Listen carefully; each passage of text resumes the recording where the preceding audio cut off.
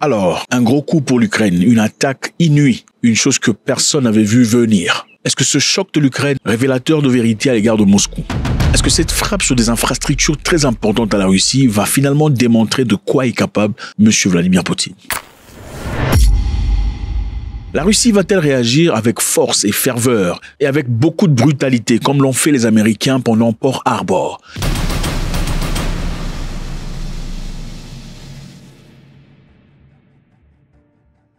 Les bombardements qui viennent de se passer en Russie, l'attaque sur les avions ou les infrastructures importantes de la Russie n'est pas la première fois que ça arrive. C'est déjà arrivé dans le passé en 2043, quand les Japonais, amis à Hitler à l'époque, décidèrent de bombarder Pearl Harbor aux États-Unis d'Amérique, détruisant ainsi des bateaux et des instruments américains. C'est après cet acte que les États-Unis entrèrent en guerre officiellement contre Hitler et le Japon. Et c'est exactement suite à cela que les Américains lancèrent les bombes atomiques d'Hiroshima et Nagasaki. Cette réponse disproportionnée des Américains à l'attaque des Japonais, c'est une façon de montrer qu'on ne joue pas avec les États-Unis d'Amérique. La Russie fera-t-elle autant? Parce que si on parle de dépasser les bornes, je pense qu'il n'y a pas plus pire que ce qui vient de se passer.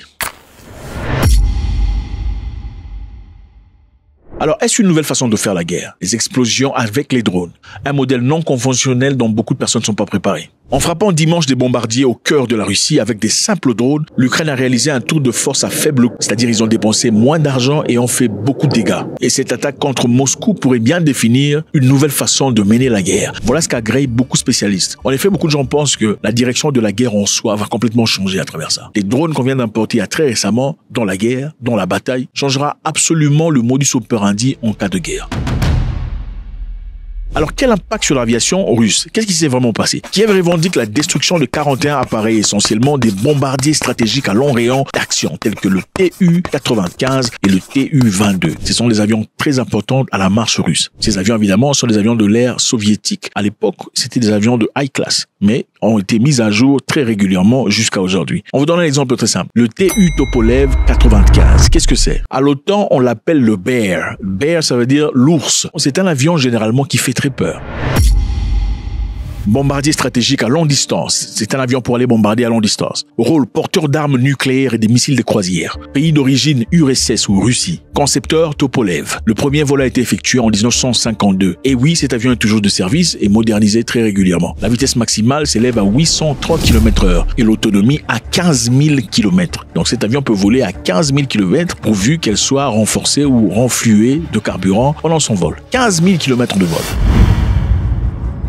L'Ukraine parle d'une perte potentielle du tiers de la flotte russe, un coup sérieux pour les capacités offensives, ce qui, d'après beaucoup de gens, n'est pas la fin de ces actions, c'est-à-dire ce n'est que les débuts. Si ça a réussi, c'est-à-dire qu'il y a une possibilité que ça continue de réussir. Et dans ce cas, qu'est-ce qu'on fait? On continue à faire ce qui réussit.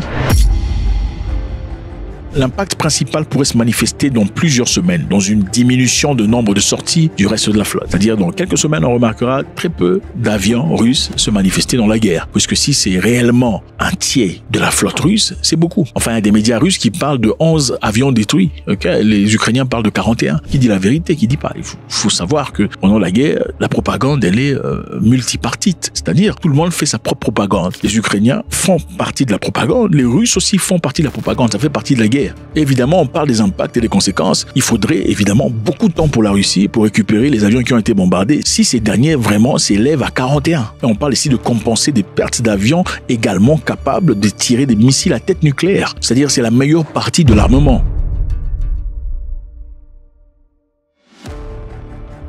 Les drones explosifs lancés à partir des camions à proximité immédiate des bases ont frappé des avions parqués à ciel ouvert sans protection apparente. On va parler de raisons pour lesquelles ces avions sont à ciel ouvert. Parce qu'il y a un accord qui a été effectué entre la Russie et les États-Unis d'Amérique qui leur permettent d'avoir des images satellitaires de leurs bombardiers à capacité nucléaire. Ils ont signé un accord. C'est-à-dire les États-Unis d'Amérique est le seul pays officiellement qui a ces données. La Russie aussi a les données américaines en ce qui comporte le même sujet. Mais évidemment, c'est un sujet très important dont on fera une chirurgie très bientôt. Ce qui est évident, c'est quoi? Si ces avions étaient abrités dans des hangars, donc généralement on place les avions pour les protéger, des hangars en béton, il y aurait manifestement très peu de dégâts. En tout cas, pas à la hauteur de ce qui s'est passé. Mais ces avions étaient à ciel ouvert. Vous savez, d'habitude, les Russes sont généralement protégés par l'immensité du territoire. La Russie, en soi, c'est tout un continent. Donc, quand on place des avions quelque part à l'intérieur du territoire, on ne s'inquiète pas du tout d'une éventuelle possibilité d'une attaque ou de quelque chose de similaire. Parce qu'on est protégé par la distance. Manifestement plus le cas. Les raids effectués par les Ukrainiens à travers ce camion où on a dissimulé des drones avec des placards en bois, et on a aussi placé une plaquette qui empêche toute détection. Vous voyez, quand on a un système de radar, par exemple un système de détection, ça détecte des éléments par rapport aux émissions que le détecteur reçoit. Maintenant, les Ukrainiens ont placé une couche qui suspendait toute émission électromagnétique. C'est-à-dire, même avec des détecteurs, on ne pouvait pas détecter les drones cachés dans ces spéciaux compartiments en bois. Maintenant, c'est-à-dire, avec cette nouvelle technique, cette nouvelle stratégie, où on peut placer des camions quelque part à proximité des bases nécessaires et stratégiques, c'est-à-dire l'étendue du territoire russe, sa grandeur n'est plus sa protection. En tout cas, plus comme dans le passé. Et même si la Russie déploie à grands frais des dispositifs de brouillage, de défense solaire et des anti-drones sur des bases aériennes, rien n'est dit qu'une telle opération ne peut être reproduite. Ça a été fait une fois. Généralement, les experts savent, quand vous faites une chose une fois que ça réussit, qu'est-ce que vous faites? Vous continuez à le faire. On dit on ne change pas ce qui fonctionne. Voilà, si ça a fonctionné une fois, c'est-à-dire qu'il y a eu une ouverture. Et ce qui est manifestement vrai est que l'Ukraine vient de démontrer au reste du monde que la défense russe en ce qui concerne la guerre non conventionnelle n'est pas tout à fait au point. Et c'est une zone facilement exploitable. En d'autres termes, on a vu le point faible.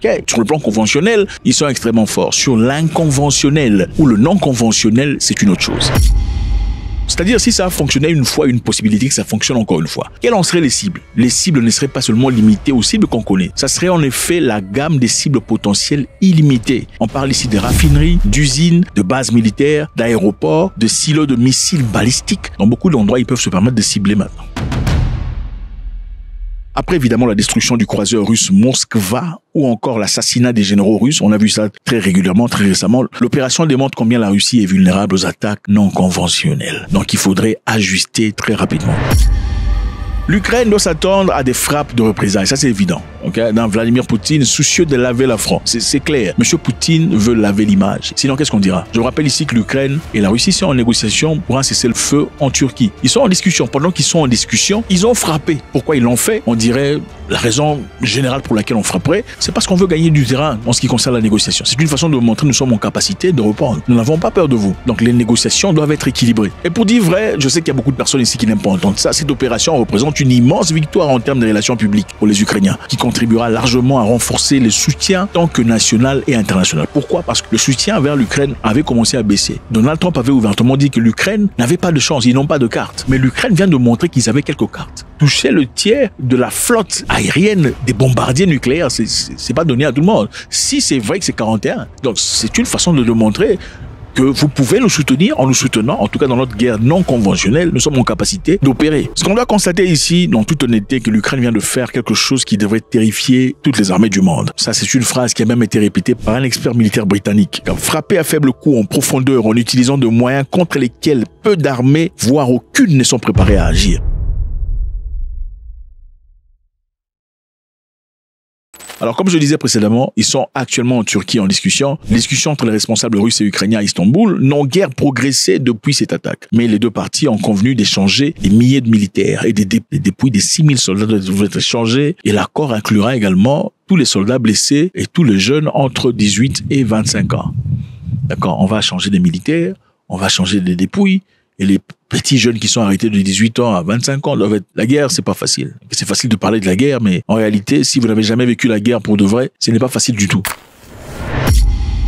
Alors, qu'est-ce que la Russie veut dans ce processus de cessez-le-feu? Lors des négociations, la Russie a présenté un mémorandum visant à mettre fin à la guerre contre l'Ukraine. Les conditions incluent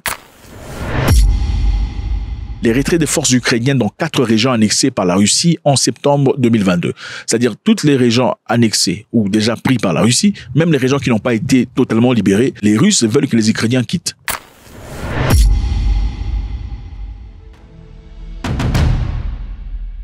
Mettre fin à la loi martiale et organiser les élections, après quoi les deux pays pourraient signer un traité de paix global. L'Ukraine doit également abandonner sa candidature à l'OTAN. Les Russes ne veulent pas ça. Et aussi, l'Ukraine doit limiter la taille de ses forces armées. Ça ne peut pas être trop grand. Et reconnaître le russe comme la langue officielle du pays, à même titre que l'ukrainien selon le mémorandum. L'Ukraine doit reconnaître le russe comme langue officielle. L'Ukraine doit mettre limite à sa taille, la taille de l'armée en tout cas. L'Ukraine doit abandonner son idée ou idéologie de joindre l'OTAN. Nous savons aussi que l'Ukraine a précédemment rejeté toutes ces demandes de Moscou en ce sens, mais ils ont quand même déclaré qu'ils consacreraient la semaine prochaine à l'examen du mémorandum et ont proposé une nouvelle série de négociations entre le 20 et le 30 juin. Donc malgré la demande des Russes qui a autrefois été refusée par les Ukrainiens, ils disent « Nous allons quand même y réfléchir et on va vous proposer des nouvelles choses entre le 20 et le 30. »